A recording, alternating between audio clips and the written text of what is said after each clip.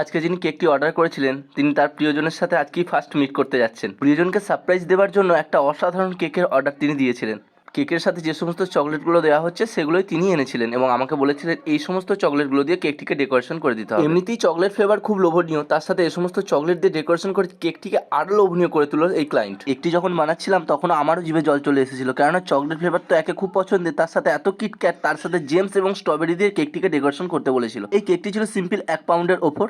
কেকটি যেহেতু পুরো কিটক্যাট দিয়ে কভার হয়ে থাকবে তাই কেকটির ওপর বেশি খাটতেও হয়নি আমাকে। অরিজিনাল স্ট্রবেরি না থাকার কারণে জাস্ট জেলি ছিল আমার কাছে, সেই জেলি দিয়ে আমি কেকটাকে ডেকোরেশন করেছি। পুরো স্ট্রবেরি লুকিং এর মতো অনেকটা হলেও লাগছে।